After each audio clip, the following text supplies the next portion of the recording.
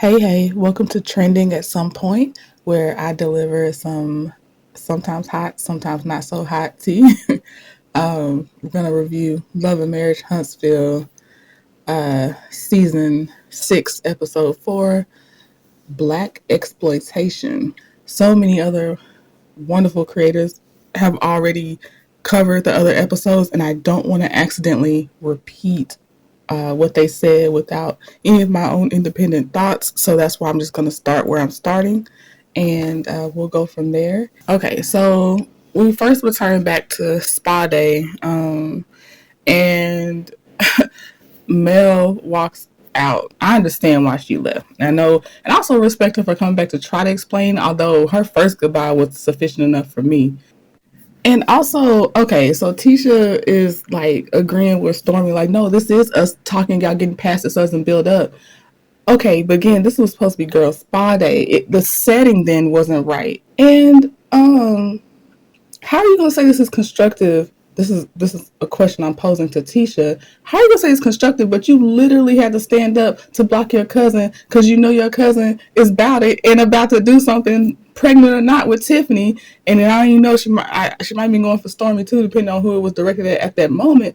But so how is that constructive again? That it got to the point where you had to block your cousin and you didn't even see her body move yet. She's sitting up so she could look everybody in the eye, but Kiki didn't move, but it's still in a good constructive energy conversation place. Okay, so then we get to the scene with Martell, Maurice, and Marceau, and I thought it was weird, and I don't know if I think it's weird on the editor's part or for Martell to even say it, and the editors left it in, but why do you have to point out that you have to pay because Big Lou is out of town? Like, you could have just said, I'm going to a different location because Big Lou's out of town because we do like using his spot. But I don't know why you had to point out that you had to pay. It's a batting cage area. It can't be that much. Like, that wouldn't even cross my mind that I had to pay for it.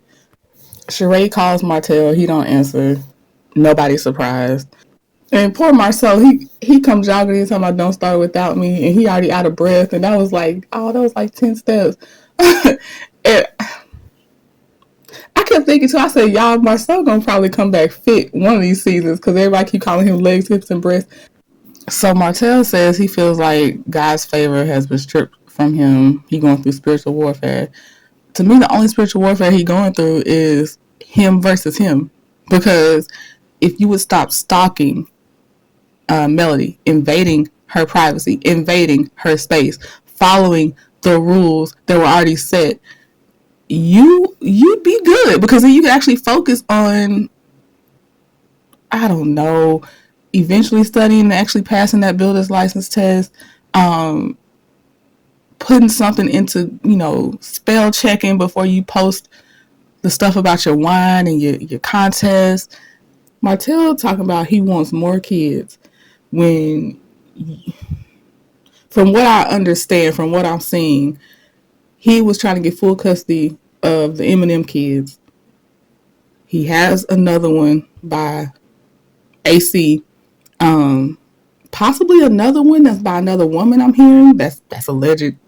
I don't know, but and then you're trying to have more, but you can't financially support the ones that you do have.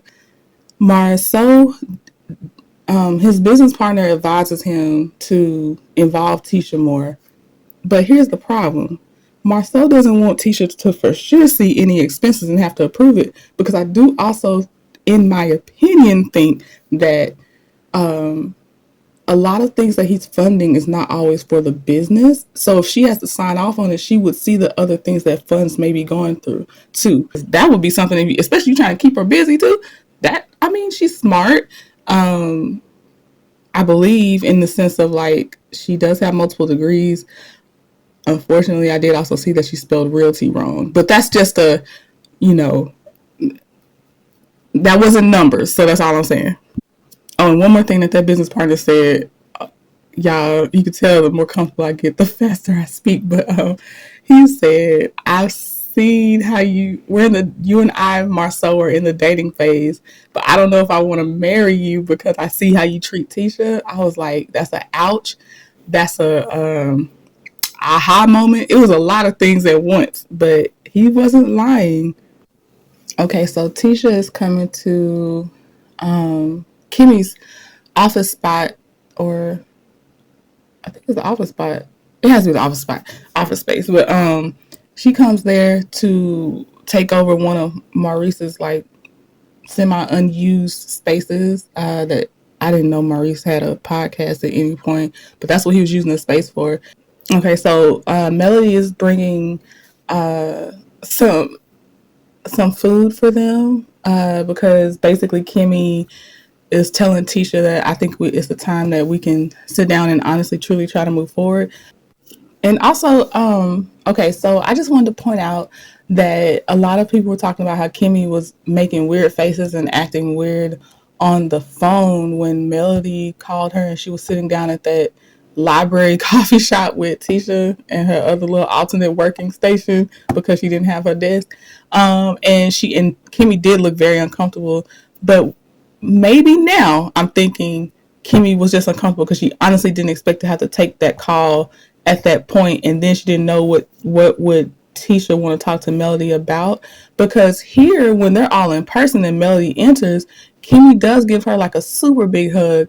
Her demeanor is, "I'm so happy to have you here." So I just hope that it's not that Kimmy is being one way with Melody and another way with Tisha when they're separate, because right now they're together and she does look very happy about Melody, and she doesn't, to me that seems like, I'm so happy to see my friend energy. So I hope that's what it is. And I'm dying at Melody saying, "I don't know if souls can I'm paraphrasing, but I don't know if dark souls can be changed in only 4 months." Who do y'all think Kimmy was talking about when she used her example when Melody suggested the high tea? Um, who do you think she was talking about when she said, see that tone right there? It's making me feel a little squirrely, because I first thought Tiffany, but Stormy always has a tone, and maybe she means both, but Stormy has a tone. So I'm thinking it was Stormy, but what do y'all think? Yeah. Okay, so now we're at Marceau and Tisha's apartment. I think apartment. But y'all, this is random. When he came up and he had that ice pack on his knee, nothing wrong with that. Up there in age, it's gonna happen. Knees gonna go out. What was funny, and she said it too, the ice pack was under the jeans. I'm like, how do you have that much space in your jeans for this ice pack, and it still has slack? Okay, so we're finally getting to the scene where they come in to discuss the business expo. Production made a point to show that Letitia and Marceau were 45 minutes late to the meeting that they called. So since they pointed it out, I feel like I should point it out too. Not Marceau bringing chocolate in a bottle to the thing. I guess you should mark it wherever you can. I love it when Kimmy gets in her question bag. When she said, "Is your objective for I'm paraphrasing because I already forgot exactly what she said just that fast, but is the objective that we're just there to participate in your vision, and this is not actually, all of us equally involved, like we're just showing up to, do our little part?" That's a good question. And if Black Business Expo is spelled with BLAQUE, I don't care what is said next. That's exactly what this is. Hell no. Tisha talking about this could be the first one. And the way that they're doing it this time, Kickstarter. No, ma'am. I need you to edit those photos. I need it to be all 6 of us in the original photo for the first year. I need for it to show that we're all getting credit for this. We're not showing up to just support your event. No, ma'am. No. I'm hot. Like I'm getting cheated out of something, but no. Okay, so now we get to Melody asking, what's their budget? Y'all, Tisha said, "What do you mean by the budget for the speakers?" Okay, my first point. Tisha's naming that she wanted it to be a free event. Free to the public does not mean free labor from the people that are putting on the event. So that's why it's called a budget. You might not be trying to recover your expenses from the public, but you are supposed to compensate people. That should be in your plan. Kimmy back in her bag. What's your marketing objective? How are you going to get the word out? Melody said, how much do y'all pay per post? Come on, it costs to be on my page. Y'all get your business together. You pay for marketing. You just want me to advertise this, and then it already looks like it's half a because you come in 45 minutes late to your presentation. You can't get your presentation pulled up when you do come in. It was only 3 slides. How hard could that be? So that means you don't remember where you probably saved the file, I guess, because what else could delay you? And then now you're like, Marceau, at least Marceau didn't leave Tisha out to dry and not answer any of Kimmy's questions, because it did seem like Tisha had to answer all the questions. But he was like, we're going to post it on our respective platforms. I mean, come on. In this room, who has the biggest platform and who has the people that actually show up and support and pull the money out their pocket? It's gonna be Melody. I also love that Melody got an out in case she doesn't want to do it, because when she asked how much do y'all pay for posts, and Tisha was like, we're not paying for posts. This is a business expo, correct? You need to operate as a business. You pay for social media marketing. She was like, we might have to ask you not to be a part of it because we can't afford you. If this is starting out as you're trying to teach others about business, but then you're not operating in a good place of doing good business. And that's a normal practice of paying your speakers, paying for social media marketing. You're not going to keep using Melody to do these things and draw these crowds. Stick to your guns. Like she said, if it's not easy and doesn't just come naturally, sometimes it's not meant for me, or meant for a person. And I agree. Like, I wish you the best and the most success. It's just something sometimes I can't be a part of it, and I respect where Melody's coming from. Kimmy asking the question. She said, before Mel brought it up, how did y'all plan to financially support this event? Tisha said, y'all are bringing up ideas that we didn't even think about. Wow. And then Marcel steady trying to open that bottle. Any reason to bring attention back to that bottle? It ain't. I don't know if it's something to celebrate, but okay. Maurice even seems confused that they're saying, this is our first event together, as if everybody's agreed on something. No one's agreed on anything, though. They were just going to open that bottle no matter what. Because Tisha was too ready with that camera, too. Like, she was ready to film him opening that bottle. That's so weird.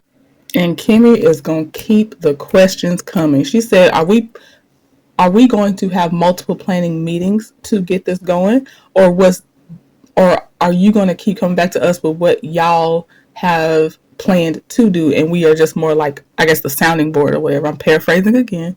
And the way that I know Tisha and Marcel don't have a plan beyond this meeting and opening that chocolate in the bottle is when she said, well, Kimmy, what would you like to do? No, what were you going to do? We can adjust from there, but what were you going to do? You didn't have a plan. I think they just thought they was going to walk in there, Melody, post it on your account, do it for free, la, la, la. Like, Tisha, this is where you had your chance. And I'm not saying this will be your last chance, but put those degrees to work. What are you doing? Where's an outline? Where's an agenda? I'm disappointed that Tisha did not really use her credentials to do anything. This was your chance. It really seemed like she had more of the front seat on this one. And I'm disappointed. Okay, today Kimmy and I are in sync, because Kimmy said, no. I'm asking you, what was your original vision? Not what does Kimmy want to do now. Marceau says you can have as little or as much involvement as you want. The champagne is getting cold. Y'all don't have a plan. He tried to pull Tisha, throw her the life preserver, which is nice. You better, get your wife, but y'all don't have no plan. This is bad. This is bad. Marcel gonna push that champagne. So, okay, he finally told the truth. At this point, it's our group, or it's our event, and y'all are participating. Melody said, let's do the Braxton Sisters clink clink and get out of here. I got things to do. But, yep. Okay, y'all, that was my recap / review. I hope you liked it. I will be catching the future episodes from here on out. But since this is called Trending at some point, I don't know, how on time I'll be, but this is one of my favorite shows to watch. So, yeah, thank y'all for stopping by. Please let me know what you think in the comments. Bye.